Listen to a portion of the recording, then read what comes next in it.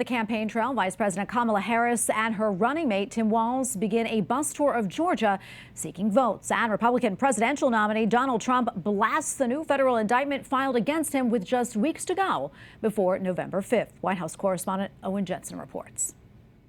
The bus tour by Harris and Walz will wind through rural areas in southern Georgia and end with a rally in Savannah on Thursday. And Trump, meanwhile, heads to Michigan and Wisconsin tomorrow and Pennsylvania on Friday.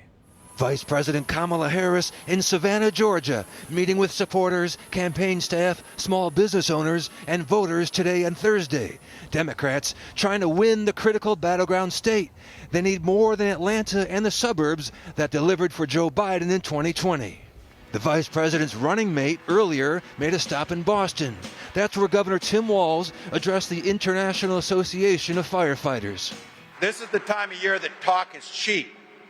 But that's why Vice President Harris is proudly part of the most pro-labor administration in history, unafraid to walk picket lines with workers demanding better pay and conditions. Walz will face off against Trump's running mate at a debate in October. Senator Vance spoke to voters today in Erie, Pennsylvania. He says Kamala Harris is wrecking Pennsylvania's energy workers and driving up the price of a gallon of gas. And we have a president right now and a Vice President Kamala Harris who wants to raise the price of diesel, raise the price of gasoline, and have every trucker in this country drive an electric vehicle, which doesn't make a whole lot of sense, ladies and gentlemen. Meanwhile, the new indictment against Donald Trump involving the 2020 presidential election. It keeps the same criminal charges, but narrows the allegations against him.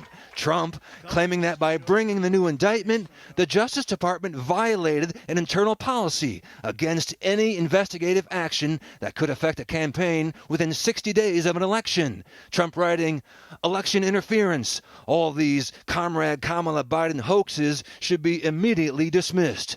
And a former Justice Department official adds, the Constitution seems to suggest, and that's what the Supreme Court ruled on, that in fact we don't want to have our presidents hobbled with constant fear of prosecution by state and federal prosecutors. Also, Kamala Harris and Tim Walz will be interviewed together on CNN. That'll air tomorrow night. Now, Vance was critical of Harris for not sitting by herself for that interview. And the first mail ballots get sent to voters in just 2 weeks. At the White House, Owen Jensen, EWTN News Nightly.